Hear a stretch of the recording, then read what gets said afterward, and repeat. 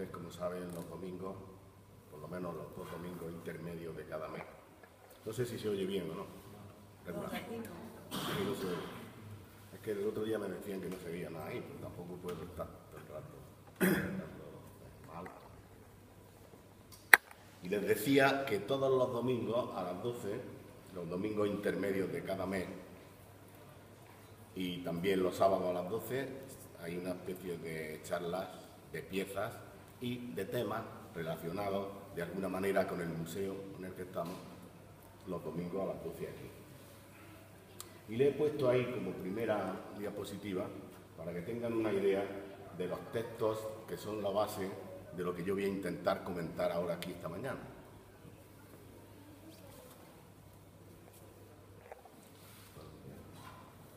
Los últimos moriscos, revivencias de la población de origen islámico del Reino de Granada, de Enrique Soria. El libro es interesantísimo, La historia de Granada, acontecimientos y personajes, de Ricardo Villarreal. La huella morisca, Antonio Manuel R. Rodríguez, catedrático de la Universidad de Córdoba. Estudios sobre la repoblación de la Alpujarra, de Faustino Rodríguez.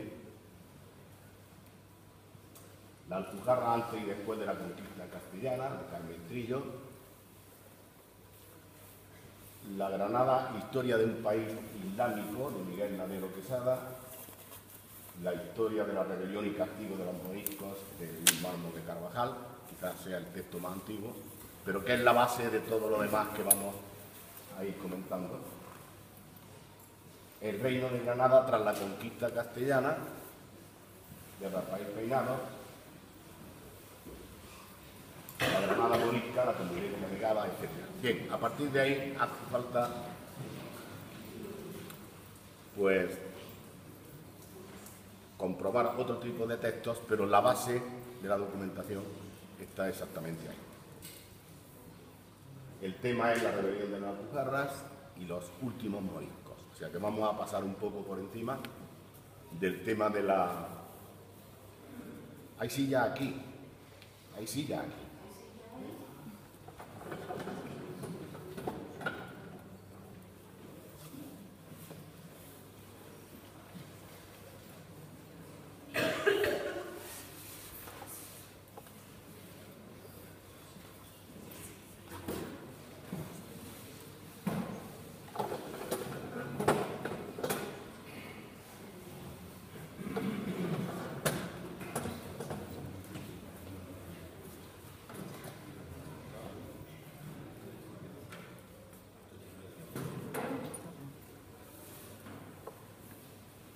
Les decía que vamos a pasar un poco por encima de lo que es la rebelión de la Alpujarra, sin entrar en muchos detalles, porque el otro día, que fue la primera charla que dimos aquí, resulta que hay mucho más tema como para querer comentarlo en una hora.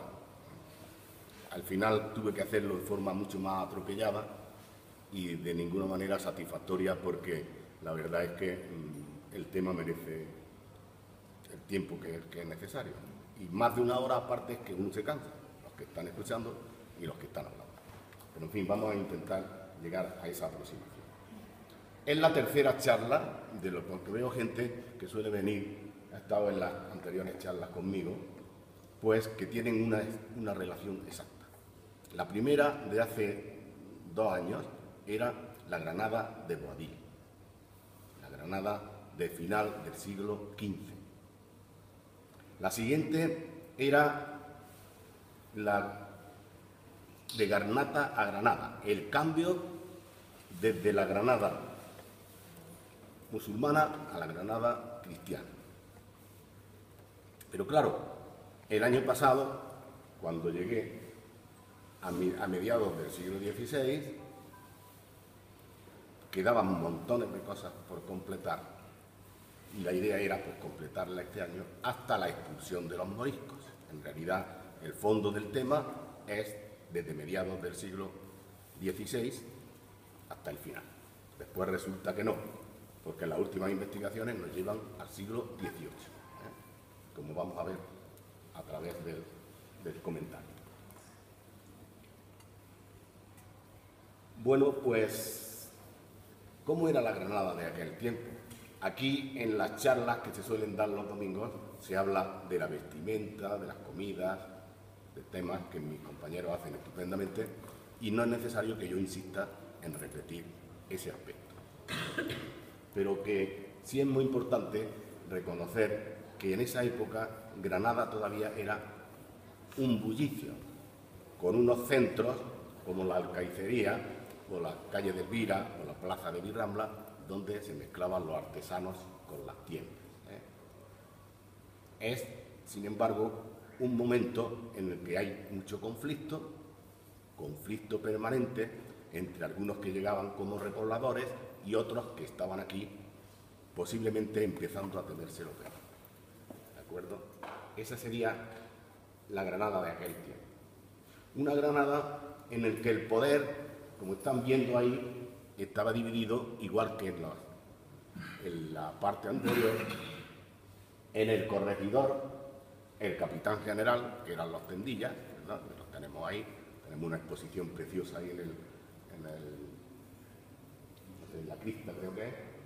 El ayuntamiento, que está representado ahí abajo, ven el ayuntamiento, la madraza, ¿no? La audiencia o chancillería, que es Plaza Nueva, el escudo del ayuntamiento de aquel tiempo.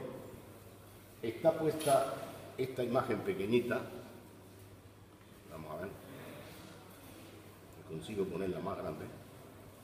Ven, esa de esa parte es la iglesia de San Miguel Bajo, y esta es la calle Oidores. He intentado que la fotografía consiga la placa de la calle para que entiendan que en el ayuntamiento de la Madraza, en el 1500, es cuando se acuerda el establecimiento de la audiencia, pero como no está hecho el palacio, donde se hacen los juicios y donde funciona como tal audiencia o chancillería, es en la calle Oidores. Y la calle Oidores es esa del Albaicín. Este sería el primer escudo, el primer sello que tuvo Granada. Cuando empezó a funcionar, recuerdan, con los caballeros 24, ¿no?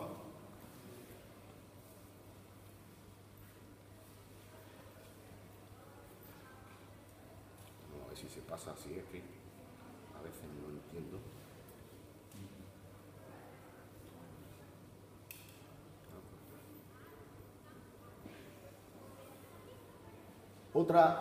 Otro de los poderes de aquel tiempo claramente es la Inquisición.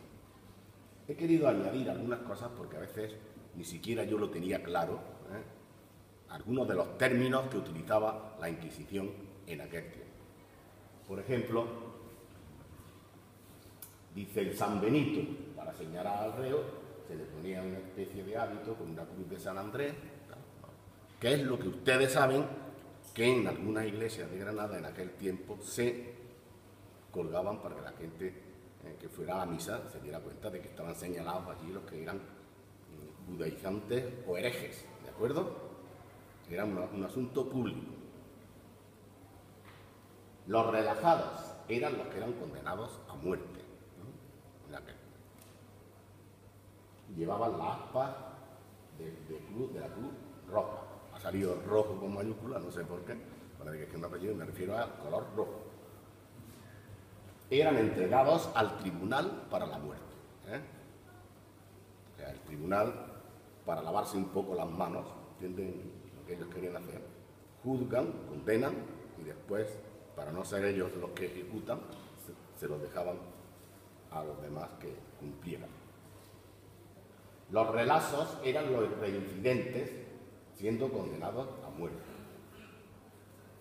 Y los reconciliados eran los admitidos nuevamente como cristianos. Seguimos hablando de Inquisición porque ya en el anterior no me dio suficiente tiempo. Normalmente podían ser condenados a prisión, a galera, a confiscación de bienes, prohibición de ejercer diversos oficios. Además, en San Benito y la Coraza había otros elementos que acompañaban al reo, la exposición del auto de fe, tales como un rosario, cirio penitencial, en fin. Y lo paseaban también por las calles si hacía falta, ¿no? A lo que la gente le iba tirando cosas. Y cuando iban por la calle hacia el sitio donde lo iban, por ejemplo, a ejecutar, les recuerdo que el quemadero en Granada estaba cerca de la puerta de Elvira, en esa zona. Aquí, el otro día en la procesión, pues, ¿tienen la foto? Esta es una procesión que sale, el otro día dije de San Jerónimo, que se dice que se llama Las Chías. Lleva delante dos especies de penitentes con unos tambores, o al contrario, dos con unas trompetas y dos con unos tambores.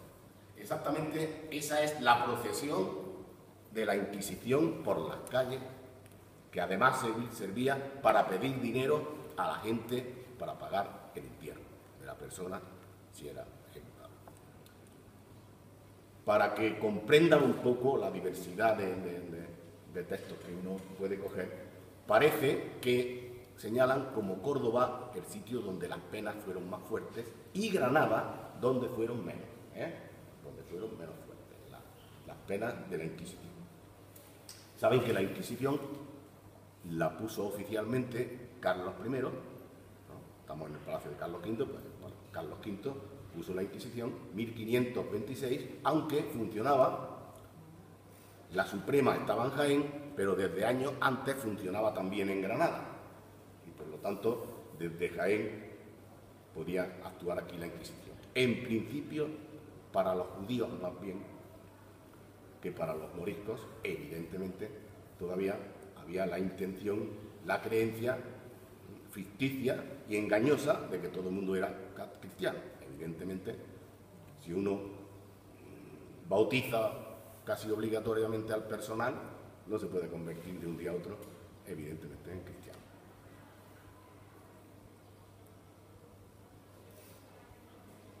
Bueno, ¿y qué gente había en Granada? No voy a comentar mucho, pero por lo menos estaban los moriscos, bastantes extranjeros, la mayoría de ellos genoveses,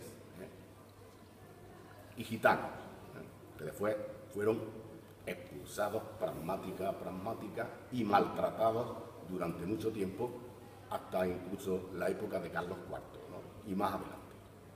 Pero si nos paramos un poco a hablar de lo que nos interesa, los moriscos, ¿qué sensación habría? Pues la sensación de el miedo, la necesidad de buscarse algo que los dejara tranquilos. Y para estar tranquilos tenían obligatoriamente que buscar la relación con cristianos, que se podía buscar desde muchas formas, como después veremos. Era una lucha permanente por conseguir ser de alguien importante. Y una cosa, era importante, podían hacerlo desde el Boabdil o desde Muley Hacén, porque si eran de élite podían ser perdonados, desde la élite musulmana, y también algunos querían descender hasta de Don Pelayo, ¿no? Cuando en realidad ni estamos seguros que estaba, ¿no? Y querían descender del rey Fernando y del que hiciera falta, ¿no? Buscaban el tema de una manera. ¿Y cuál era la manera, la filosofía, la manera de actuar en aquel tiempo en Granada? Pues parece ser que siempre estuvieron en un conflicto, no tuvieron nunca claro qué era lo permitido y lo que no estaba permitido. Y mire que llevaban ya siglos, ¿no? Desde que entraron los musulmanes en el 711, pues todavía había gente en Granada que separaba claramente en la sura número 5 del Corán, que dice que todo lo que se haga todo lo que se sienta placer está bien hecho. Algo así dice en la aleya número 4 de Almeida, que es la sura número 5.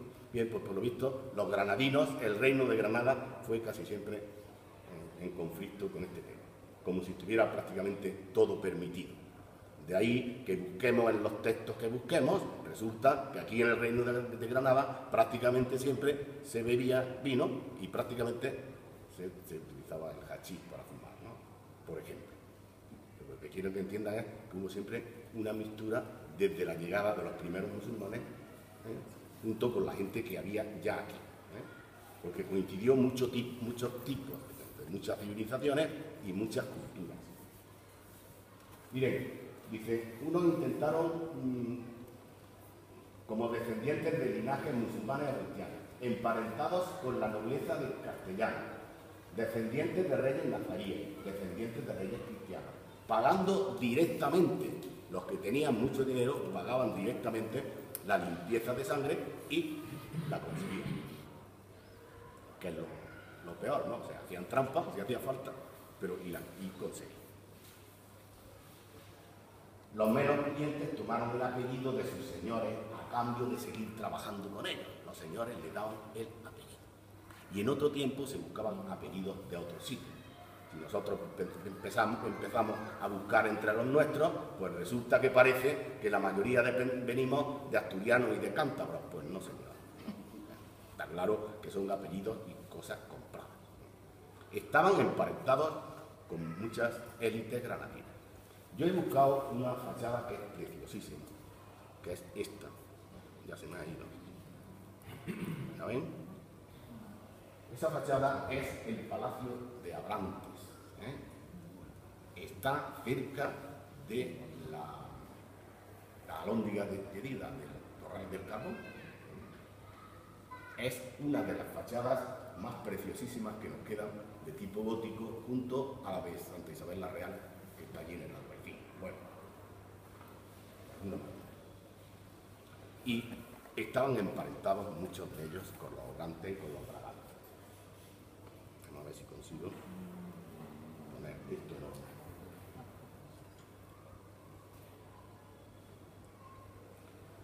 Seguimos. He puesto algo del habla porque me da la sensación de que en la última charla no quedó el tema claro. En Granada en aquel tiempo, ¿qué mezcla había, no? Pues estaba, por supuesto, ya lo que era el romance, que se mezcló con el árabe. Cada vez el árabe fue consiguiendo más, era la parte del río que llevaba más agua, ya al final es el árabe. ¿Qué dialecto utilizaban? La algarabía. Algar de Occidente, como si fuera el habla de Occidente. ¿Qué intentaron hacer para que aprendieran los demás cristianos? El aljamiado, ¿no? Que consistía en buscar el alifato y ponerle significado, escribirlo en árabe, pero significado de romance. De ahí que hablando es algarabía y escribiendo es el aljamiado, hasta el punto de que se confunden y se creía en algún momento, cuando no eran capaces de traducir, que aquello era un idioma extraño. Igual que parecía extraño la primera simbiosis entre el romance y el árabe, porque hay monedas y lemas en lo que está escrito y no hay nadie capaz de traducirlo, porque lo de menos era la traducción, es que pareciera que aquello era árabe. Bueno, tenemos monedas, vamos a seguir por otra parte para aligerar. He puesto algunos ejemplos de características.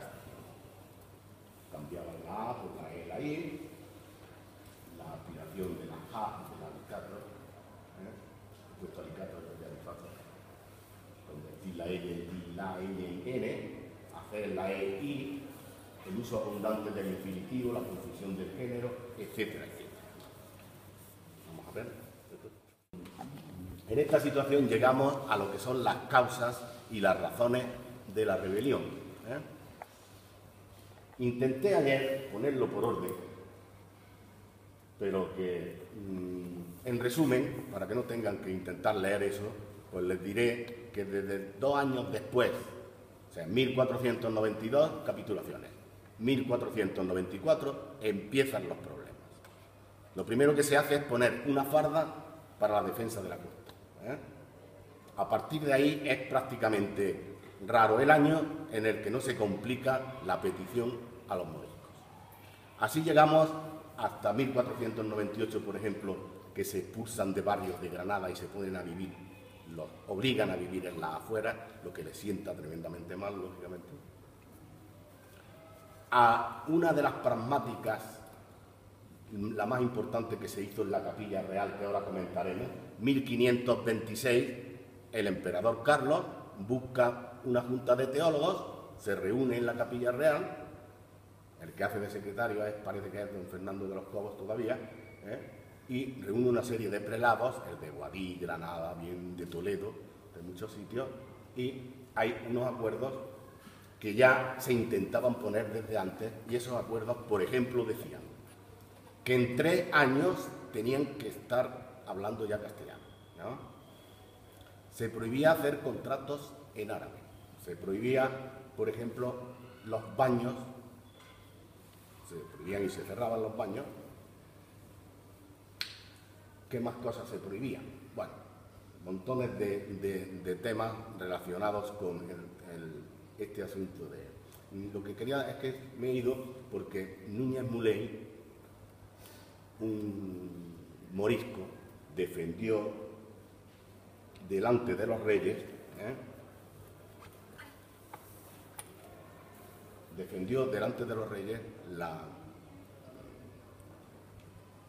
la necesidad de que los moriscos siguieran estando en Granada, ¿no?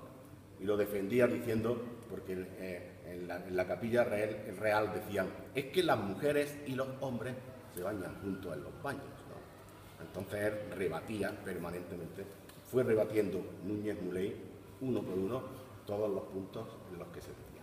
Pero, en fin, la decisión estaba tomada. Pero fíjense en cómo estaba tomada la decisión, que cuando apareció esto, lo aplazaron, ¿no? Dieron 80.000 ducados y en vez de aplicarlo en 1526, se aplicó el 1 de enero de 1567. ¿Qué fue la aplicación de 1567? El principio del estallido, ¿no? El estallido de la rebelión de la Alpujarra.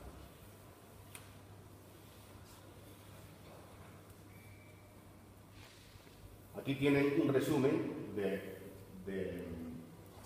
las causas de la rebelión, y hay algo sobre que a mí me interesaría investigar bastante y no sé apenas nada, y es que entre las causas aparece el Concilio de Guadix de 1554, ¿no? Que lo que haría es recoger algunas de las causas de 1526. Sería ya el último toque. Lo último que se puso fue el voto de Santiago.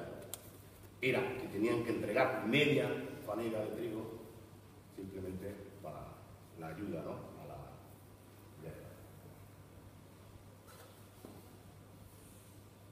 Esta es la Capilla Real. Vamos a seguir rápidamente.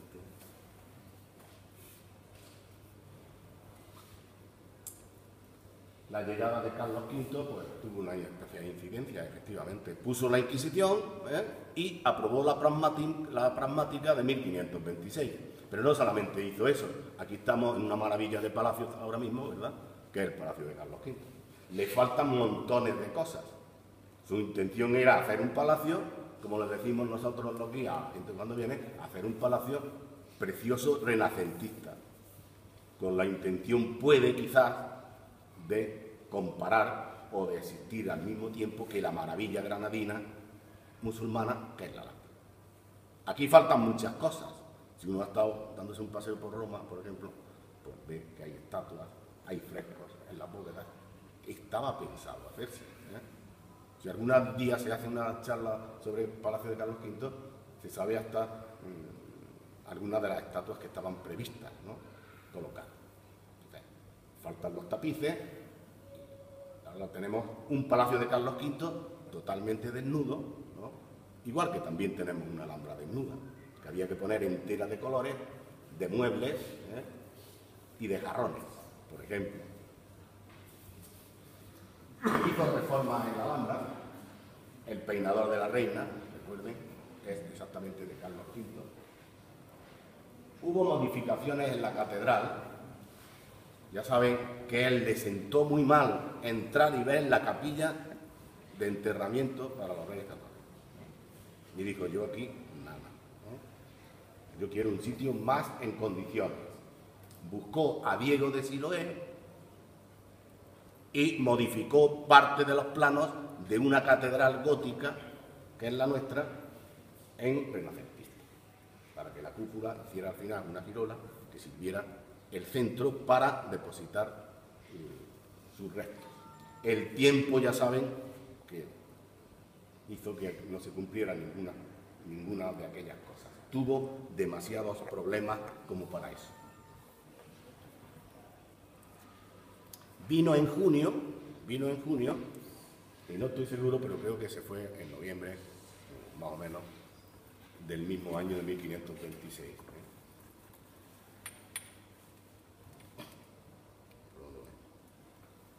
Ven cosas que hizo Carlos V y la universidad, ¿no? Que es el edificio de la... ¿Cómo se llama esto? De la cúpula. El Palacio Arzobispal, el Palacio de Carlos V, la fachada de la Emperatriz, que es la que estamos viendo aquí. He puesto la Puerta del Perdón como símbolo de Siloé, ¿no? Que de alguna manera modificó el sentido de la catedral, y dentro de la Alhambra, pues aquí se ve el peinador de la reina con los dibujos de Aquiles y de Mainer, que vinieron junto con él, como Castiglioni, Navajiero, Machuca, toda esta gente, renacentistas de élite, vinieron acompañando a Carlos V aquí. Y Granada se convirtió en un momento en la cuna del Renacimiento, porque se concentraron la élite intelectual y humanística de aquella época aquí en Granada.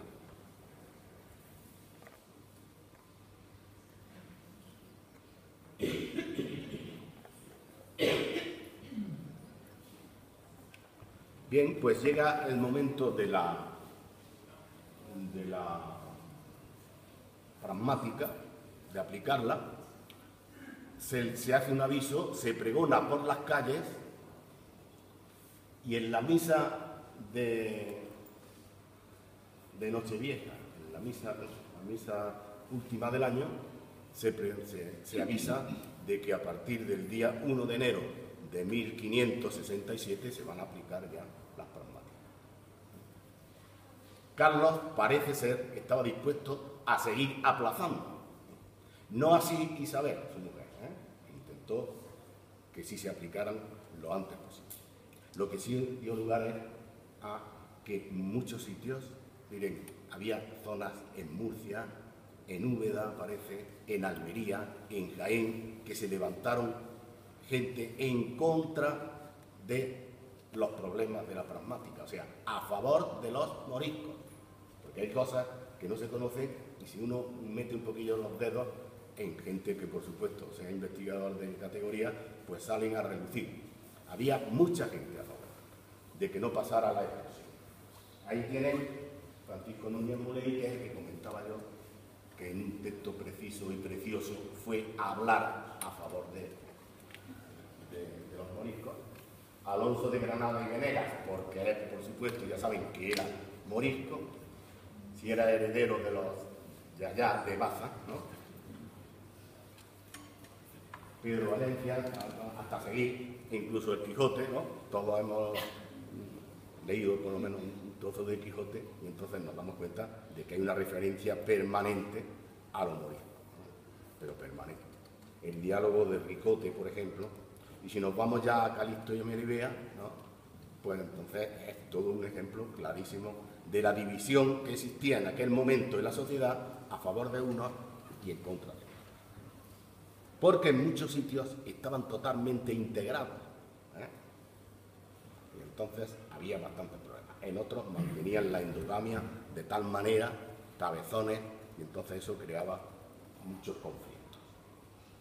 Y empieza la rebelión de la Alpujarra, 1568, está previsto para final de año, pero se anticipan porque el día 23 de diciembre parece que hay una matanza en Coqueira, en la zona del Barranco, y uno de los párrocos informa a Granada diciendo que ha habido una serie de muertos y empieza a funcionar la maquinaria.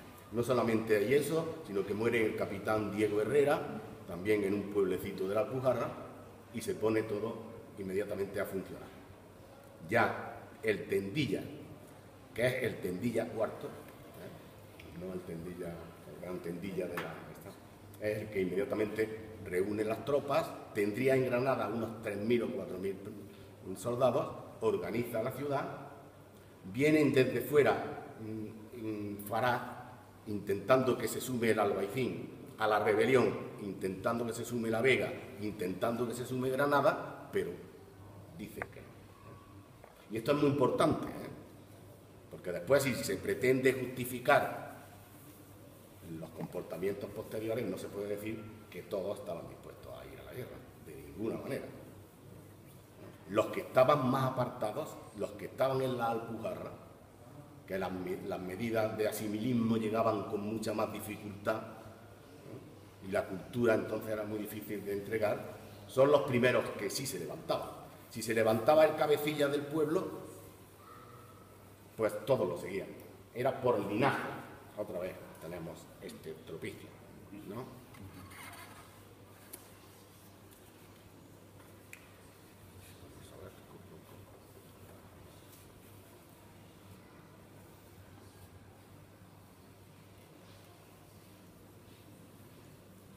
Y en realidad entonces la guerra se desarrolla en la serranía de Ronda, en la parte de Málaga sobre todo, en lo que es la Alpujarra que decimos nosotros de Almería y la Alpujarra granadina. Ahí es donde está normalmente el conflicto. El conflicto de parte morisca es una pequeña guerra de guerrillas en la que se tienen que hacer una idea, que un día tomaban, por ejemplo, Caviar y 3 días más tarde lo tomaban los contrarios.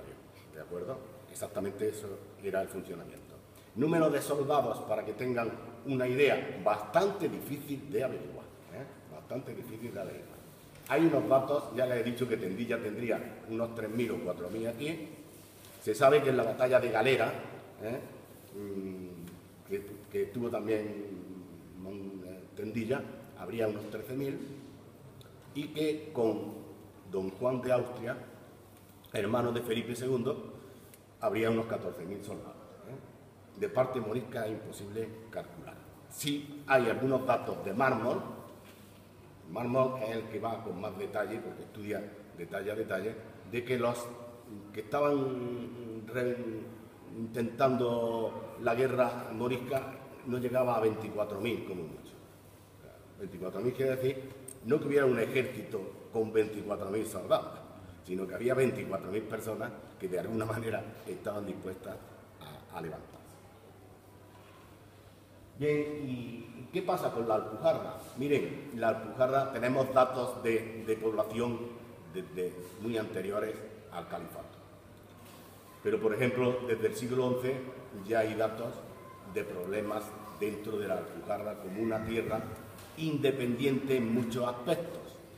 Lo que llamamos nosotros Taas, esas Taas que Ibn al-Khatib estudia y presenta en el siglo XIV,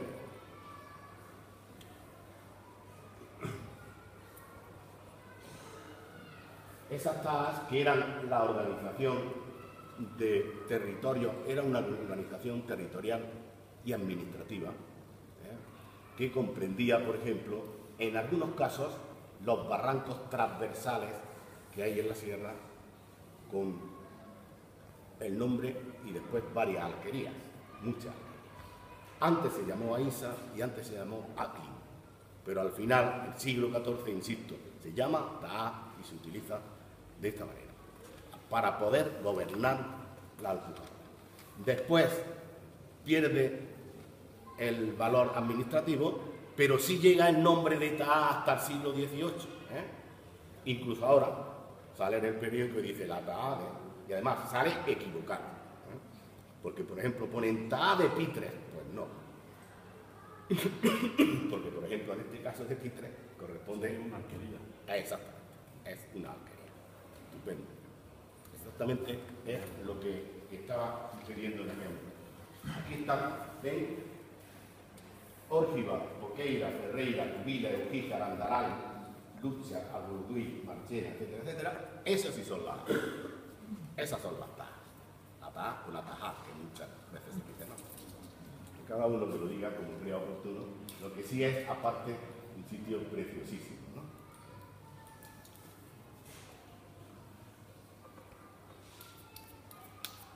Y ahí tenemos algunos datos de la guerra. No quería poner, porque de todas maneras se olvida, ¿no? Se olvida, ¿no? En el 68, en diciembre, de la rebelión, ¿verdad? En el 69, Mondéjar prepara la ciudad y las tropas. Es la insurrección general. Aumentan los crímenes por ambos bandos. Abén Omeya es asesinado en octubre y comienza a cambiar la guerra y es elegido Abén Obó. Ya saben que Abén Omeya, Abén Obó y uno de los amigos de Monfín lo pillaron en la hogar del Andará y lo asesinaron. Dice la crónica de Mármol que cogieron una cuerda, él dijo que tenía que estar vestido de rey, lo dejaron que se pusiera su traje púrpura, los adornos que correspondían a ser rey de la Alpujarra, rey de los moriscos, y que uno tirando de un lado y de otro le pusieron la cuerda al cuello y tirando de una parte y de otra lo asesinaron, ¿no? Y pasó a ser el jefe de la rebelión, pues Abén Obó. Después ya, en el año 70, se entablan negociaciones para la rendición y se envían varias misivas. Miren, recuerdan a Alonso del Castillo. Alonso del Castillo era un morisco que sabía perfectamente castellano y siempre que había algún problema lo buscaban para traducir, ¿eh? Entonces escribió muchos documentos como si fueran jofores, ¿no? Para decirle a los que estaban levantando que se rindieran, intentando decirles que hasta la suerte la tenían en contra, que no dudaran en presentarse, porque además le iban a quitar los castigos, etc. Me he acordado de Alonso del Castillo porque saben que es el que estudia los libros púmbleos del Albaicín, del Sacromonte, ¿no? Uno de los que parece que es uno de los que intervienen, uno de los que intervienen en este.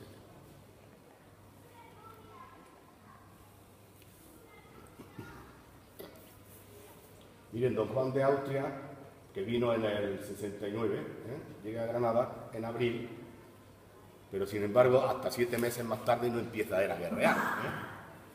Una cosa muy extraña, ¿no?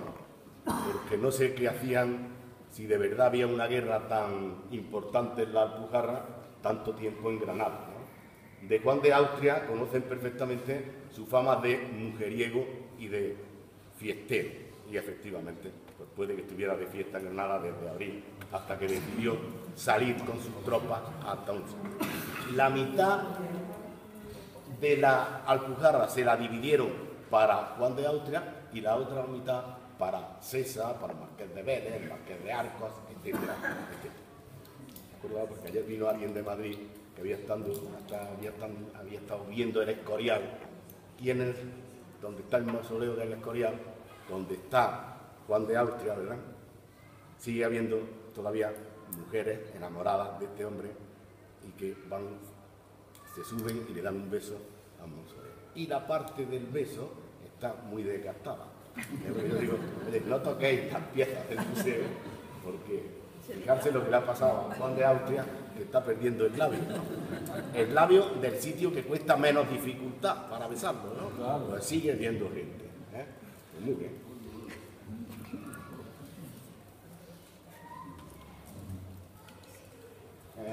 De la casa de Abén Omeya en Narida. Es una casa que es de Abén Omeya, Caviar. En Caviar y Narida, y en Bernar fue donde fue coronado Abén Omeya. La familia de allí, los Valorín, que eran familia suya, lo revistieron. Fue asesinado en el Aucar. Después Abén Obó fue asesinado en 1571, de Caguer al Racín de Caviar, murió. Esto no se le ocurre aprenderse.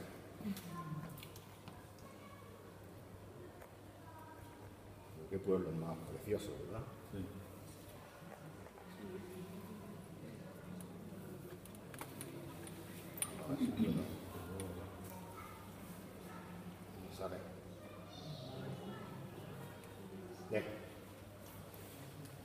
Dice, de las cartas de Tendilla, de los archivos de Simancas y de la Real Chancillería de Granada, se pueden reconstruir secuencias de resistencia y asaltos y cosas sobre la guerra. Más personajes que intervienen en la guerra, supuesto Abenobó, que es esto.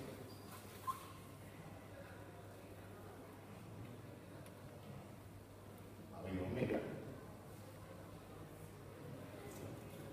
Y ahí hay, en esos escritos, que no quiero por aligerar el tema, lo que está escrito es el nombre, están hasta los nombres de los alguaciles que tenía cada uno de los pueblos, porque es muy importante. El nombre de los alguaciles hizo que en muchos sitios se levantaran y en otros no, y que pasaran cosas, pasaran asesinatos o no hubiese. Aquí, ¿ven? ¿Cuál es el Juan de Austria? Pues el más guapo, evidentemente, ¿no?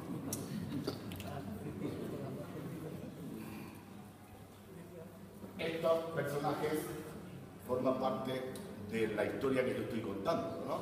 Como reyes de aquella época.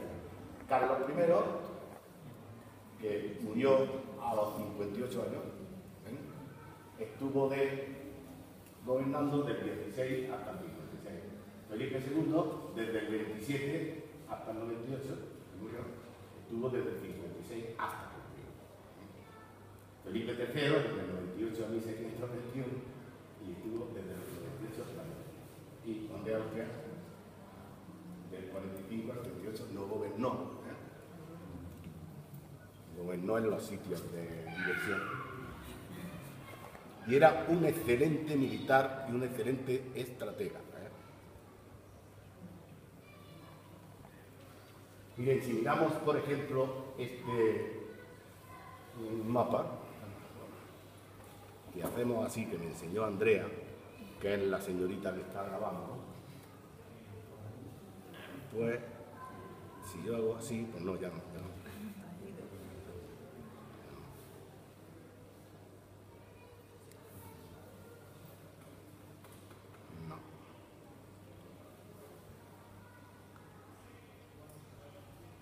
Vamos a buscar el mapa otra vez. Yo tengo que pararme, digo, no vaya que diga todo el mundo de irse. Pincha abajo. Aquí. Ya está, perfecto. Bien. Acabo de coger un lápiz. Entonces, Juan de Austria hizo lo siguiente. ¿Ven? Se va pintando, es que yo no lo veo. ¿Ven? Por esta zona, va por aquí, veis el río Almanzora. Sí. Pues bien, toda esa zona fue la que fue don Juan de Austria conquistando. El de los Vélez prácticamente hizo esto, hacia la frontera, por aquí, con la parte de Murcia.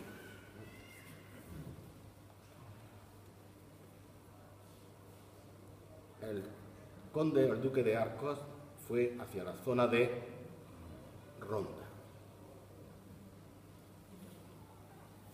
Y Requesén hasta la zona de la costa.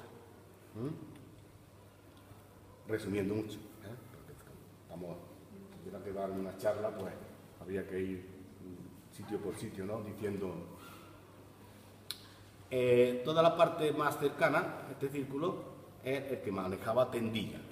Por cierto, antes de que pase más adelante, Juan de Austria, cuando llegó aquí, lo que más le asombró era la permanente disputa entre los Vélez, César, etcétera, etcétera, y Tendilla.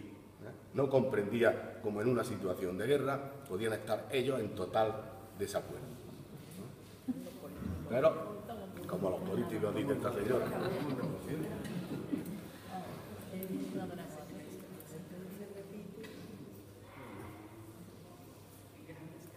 Aprovechando este mapa,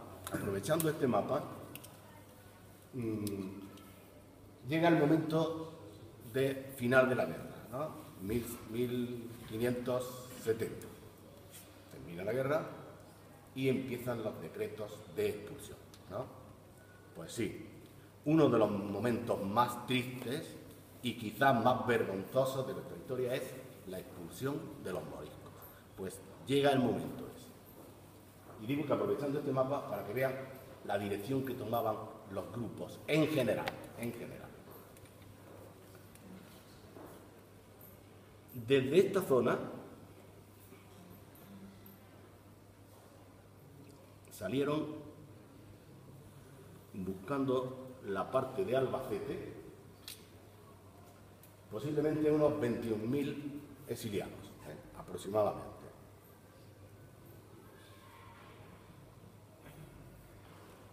Desde esta parte de aquí salieron en dirección a Toledo, algunos textos ponen unos 12.000, 21, 12.000. Otros tantos salieron desde toda la parte de Málaga, dirección Córdoba, posiblemente a lo mejor entre 7.000, 8.000 o 10.000, porque es que dependiendo del autor, para que tengan una idea, Ortiz y Vicent dicen que aproximadamente unos 80.000. No sé si se están pasando o no se están pasando, pero que son, ya saben que son estudiosos actuales, ¿no? Ya Ortiz no, pero Vicent, pues lo tenemos un día sí y otro no ahí en la biblioteca de la Alhambra, averiguando datos. Y desde Almería, desde esta zona, precisamente en barco van, aquí me meto que no sé por qué el barco no puede andar por la tierra, tiene que ir por aquí, pero van a Guadalquivir hasta Sevilla, ¿de acuerdo? Y entonces resulta que los de Sevilla se van hacia Extremadura y hacia Galicia. Los del centro van en dirección, casi todos, la parte más cercana de Castilla, toda la parte más cercana, sobre todo Toledo, etc. Y esta parte de aquí, pues en dirección a Albacete. Algunos después llegan a Ciudad Real. Por la parte esta se llega a Segovia, Salamanca, etc. O sea, una España, una península totalmente llena de moriscos, como decía algún autor. Es que se llenó entera de moriscos, efectivamente. Eso era así. Cuando quieran preguntarme algo. Que la expulsión se hacía fuera de Andalucía, digamos, no era fuera del país. La idea era fuera de Andalucía porque se temía la vuelta, y porque ahora se está demostrando de que estaban totalmente equivocados, de que era un fracaso, porque después sigue habiendo. Aparte de que permitieron ellos, el Estado tenía tal necesidad, los gobiernos tenían tal necesidad de dinero que estaban dispuestos a, ya les dije antes, compraban la limpieza de sangre y se lo aceptaban sabiendo que no. Es que necesitaban el dinero. Esa pequeña contradicción. Por eso en los momentos de revueltas, para que se cumplieran las pragmáticas de expulsión, había mucha gente que estaba totalmente en desacuerdo, ¿no? Porque lo mismo que había sitios donde tu vecino, a lo mejor era un morisco que estaba hasta las narices de él, por decirlo de alguna manera, pues en otro sitio a lo mejor había una buena relación. Igual que puede haber una perfecta relación, que muchas veces la relación es buena dependiendo incluso del nivel económico o del aspecto, a lo mejor, quizás. Pues eso pasaba. Tampoco no hay que darle muchas vueltas al tema, porque habría de todos los tipos. Y cuando llega la hora de expulsión, pues si van a confiscar los bienes, pues que nos viene perfecto. Y si yo chincho aquí y puedo yo cogerle las tierras a estas, pues bienvenida, que para eso gané la guerra, ¿no? Entonces, desde ahí, desde esas posiciones, es desde las que conviene analizar las cosas desde la lógica, desde el razonamiento. ¿Lo ven? Ortiz sale con 80 o 60.000 he puesto. Los 60.000 lo he añadido yo porque no me salen números, porque si me salen los números que ellos dan, resulta que había 80.000 muertos en la Alpujarra, y son demasiados. Honestamente, yo creo que para de verdadera guerra, de verdadera rebelión, hubo un año, que sería el 70, no, perdón, el 69, 1569, y en un año tantos muertos. Vamos a suponer que hay en el Reino de Granada 160.000 personas, por ejemplo, Y si hay 160.000, estoy hablando de una época, de la época de Boadilla había 300, en fin, no, estoy hablando de después, había 160, pues quiere decir que si 80 echaron, quiere decir que los otros murieron o no los echaron a todos. Pueden pensar lo que quieran, ¿no? Yo creo que murieron menos y se quedaron muchos más de los que ellos creían que se quedaron, ¿no? Porque si no, no salen nunca los datos.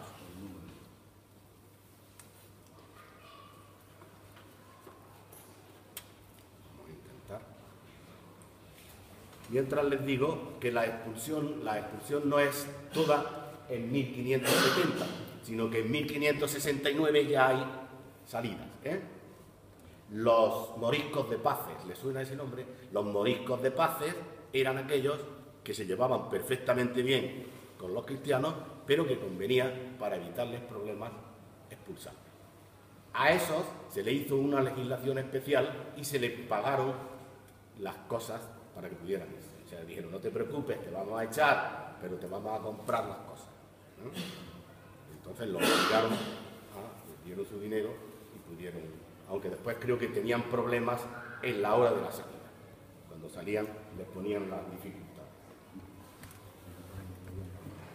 De repoblación, antes de que me pase, es que ya saben lo que pasó el otro día. Llega la hora de irnos y tengo que cortar sin terminar. En cuanto a la repoblación, unas 47.657 personas, de las que conocemos el origen de 8.535 familias, es los que vinieron.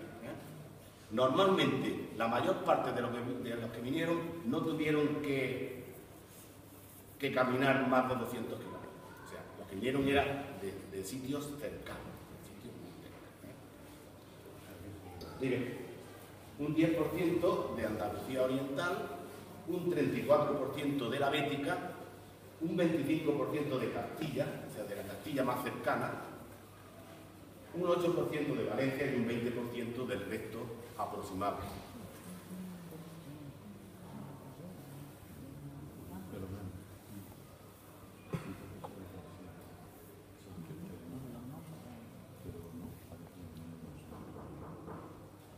Esta es la expulsión general, la expulsión de España. Esto no es el tema, pero para que tengan los datos aquí, ¿no? Fíjense de Valencia qué cantidad de personas salieron entre 1609 y 1600. Aquí, para que entiendan el tema, nosotros estamos en Granada y es 1570 cuando hay que expulsarlo, ¿no? Y esto es lo que se expulsan al final. O sea, en 1570 se expulsan los que he comentado en el mapa. Pero después harían un recuento y dirían, vamos a echar a otros 2000, ¿no? Entonces aprovechan para expulsarlos.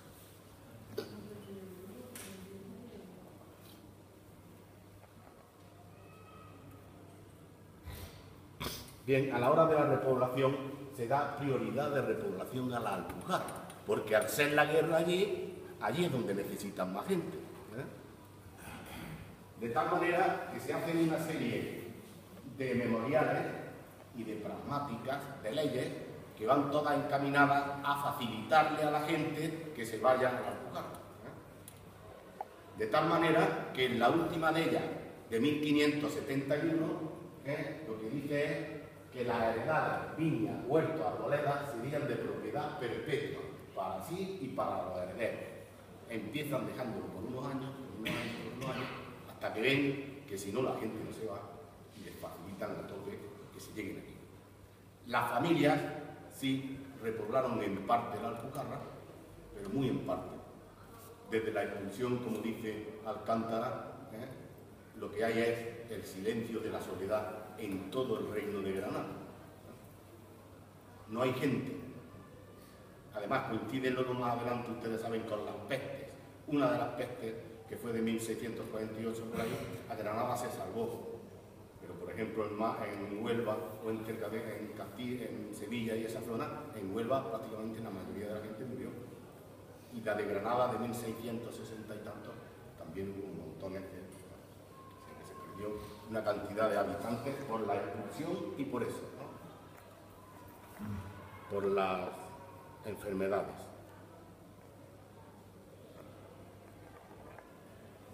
Zonas de repoblación, pues aquí hay muchas zonas de repoblación. La parte que más se repoblaba es la zona de cereales. Yo he puesto, evidentemente, en las fotos de zonas que sí que se repoblan y son zonas de mil tierras, ¿no? Entonces aquí se ve, por ejemplo, una parte de zona de cereales, que ahora ya es olivo, que es de la zona de Indayol Villa. Aquí se ve, por ejemplo, un Morela de Bao, ¿no? Aquí se ve la parte de Baja. Pues toda esa zona es la que se iba repoblando. Les daban casa y parte de terreno. Hay algunos datos muy interesantes de sitios que después protestan los repobladores porque llegan y faltan casas, ¿no? Y mirando en los archivos se puede localizar exactamente en cada pueblo cuánta gente llegó.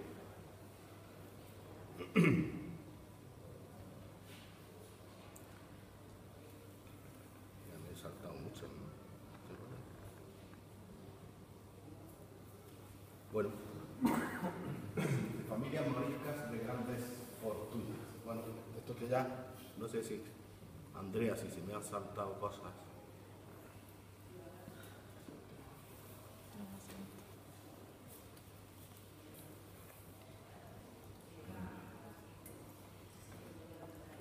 Bueno, pues vamos entonces por aquí. Miren, ¿qué moriscos son los que se quedaron en Granada? Varios grupos, varios grupos totalmente distintos. Saben que yo dije en el último tema, cuando estuvimos aquí, pues que eran los colaboracionistas los que se quedaron, las grandes familias, los que ayudaron a los reyes, los Muley, los Zegrí, los Benajara, los Belvis, los Albís de Almería, los Enríquez de la zona de Baza. Toda esa gente se quedó aquí con autorización para quedarse. Aparte de ese grupo, se quedaron también aquí, pues, un gran número de jornaleros, de agricultores, que se fueron mezclando hasta desaparecer, ¿no? Y que no pudieron ser expulsados, los que consiguieron salvarse. Una élite, que hemos nombrado antes, una gente de clase social baja que consiguió ir colocándose. Y en los pueblos, las élites de los pueblos cercanos, que en un tiempo tuvieron mucho poder local, consiguieron hacerse de amigos bastantes más, evidentemente bastantes más. Pero además resulta una cosa, que las últimas investigaciones, y es por lo que aparece familias moriscas de grandes fortunas, las últimas investigaciones de Enrique Soria señalan que aquí que se hizo en el mismo sitio de la Inquisición, en la iglesia del convento de los mercenarios calzados, en la plaza de Ramos, en cada sitio. Y estos son los nombres y apellidos de moriscos. Por supuesto, ninguno se llama con nombre árabe. Sánchez, González, Rodríguez, Pérez, Cabrera, todos somos de esa época. Curiosamente, tendríamos que venir entonces todos, como dijimos al principio, de Asturias o de Cantabria, en un sitio donde ni siquiera se celebran apenas la onomástica. ¿Saben por qué la celebramos aquí más que los cumpleaños? Porque hemos estado tantos años acostumbrados a tener que aparentar que celebramos San José y San Antonio, ¿no? Allí, que es de donde hemos copiado nosotros, no necesitan hacerlo porque allí no llegamos. Esta llega en 3 años, llega hasta aquí. Creerse en otro mundo es distinto. Vamos a suponer que España tenía en aquella época 7 millones de personas y de las 7 millones de personas suponemos que entran, primero entraron 25.000 o por ahí 23.000 con Muza y Tarí, no me acuerdo bien, y más adelante llegaron hasta entrar otras 200.000. No entra gente suficiente como para que todo se convierta en... Ya estamos acabando. Miren con qué frase se puede resumir lo que hemos estado diciendo. Dice, no es en la casa Amén, en la calle conmigo. Parecer antes que ser. Ese es el tema que estamos tratando. El que tiene padrino se bautiza. El que tenía dinero era cristiano. Hoy también, ¿no? Escudos pintan escudos, tocados, dan tocados, decían Congo. El que tiene moro tiene oro, porque lo tenía a su disposición. Y ese le daba el apellido y lo salvaba. El Santiago Matamoros, pues es una referencia. Los amores de Navarra son buenos, pero son caros. ¿Saben dónde cantan eso todavía? En el Albaicín. Que ponerse un apellido vale la pena. La mala leche, ¿saben que viene de las mujeres moriscas que tenían que amamantar, por ejemplo, a niños? Y después se echaban en cara entre aunque fueran moriscos, se llamaban ya de cristianos, decían, tú tienes mala leche, que no sé yo. El reino de Granada, rico y poblado, sostuvo la tranquilidad de las soledades en una frase de Arcano. Hasta hacer de la mentira verdad. Ese ha sido un poco el sistema. ¿Y tú de quién eres y quién se ha muerto? Había que saber de quién fue. Decíamos, se prohibieron los apodos. No sé si lo dije. Prohibieron los apodos en la pragmática. Cuando esa es la leyenda viva de la familia. La alcurnia que se llama, la cunia. Que de cunia viene alcurnia. Pues es ese tema. Querían saber quién era tu padre, y la gente sigue llegando a los pueblos nuestros y mira el libro de Pésame, incluso leyendo el apellido y el nombre, dice, ¿quién se ha muerto? Nadie sabe, porque todo el mundo se conoce por el apellido, no sabe el nombre de la gente. El apodo, eso. Que te den morcilla, ¿qué quiere decir? ¿Eh? Que te den morcilla. Por el... ¿A qué cuento es? Que te den morcilla es que lo oí aquí.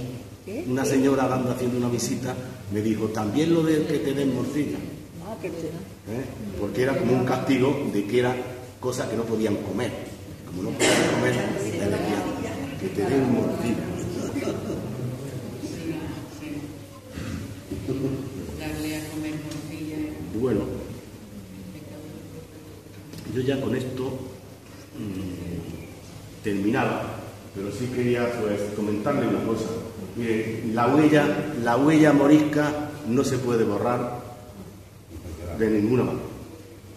Quedan señales de sobra. Miren, las bodas que se siguen celebrando y se celebraban son muy parecidas a las procesiones que tenemos. ¿De acuerdo? ¿Qué más cosas? Es que yo quisiera leérselo. ¿Quieren que les lea muchas cosas de ese tipo? Bueno, les digo dos. El agarejo. ¿Saben lo que es el agarejo? Eso que se hacía, que se bajaba los pantalones a los niños y se echaba tierrecilla y se hacían cosas. ¿Saben para qué se hace eso?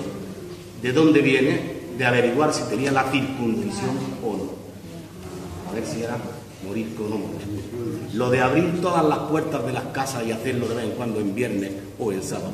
Airear. Eso es una señal de demostrar que uno es un cristiano como una casa y que tiene tendidas, puestas las morcillas y los chorizos si hace falta a la entrada, ¿no?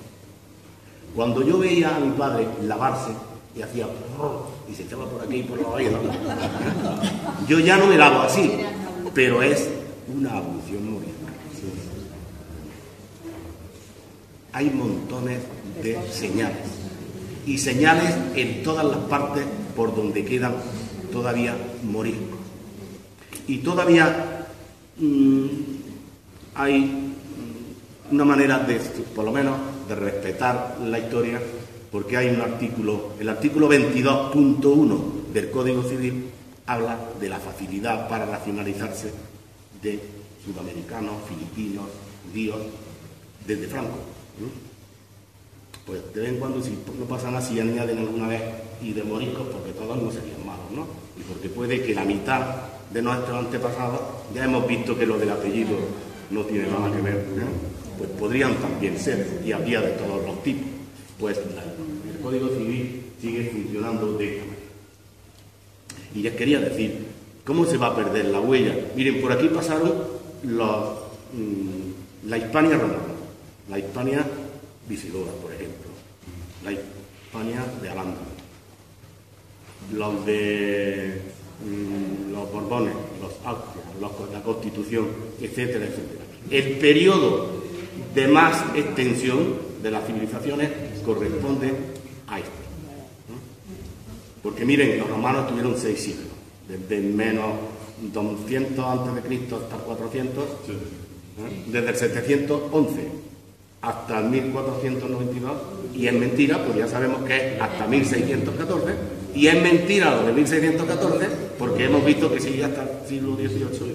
Lo que pasa es que las civilizaciones, ni las culturas, no se pueden ni derogar como las leyes, ni derrocar como los gobiernos, ni se mueren como las mariposas de un día para otro, sino que es un asunto de vida y de permanencia.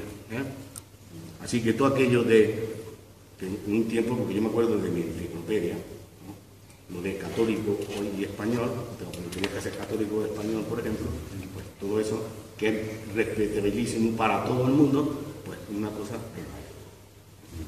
Porque el hecho del exilio y la exaltación de la concreción, como se ha hecho a veces en el Estado, que es el intento de rechazo a la tolerancia, que se ha basado en eso, es un peligro tremendo, porque obligó a muchos a morir, a otros los expulsó, y a casi todos, supongo yo, que los mataría de pena, ¿no?, de ver lo que estaba pasando, ¿no? O sea que ese es un asunto muy delicado. Y ya para terminar,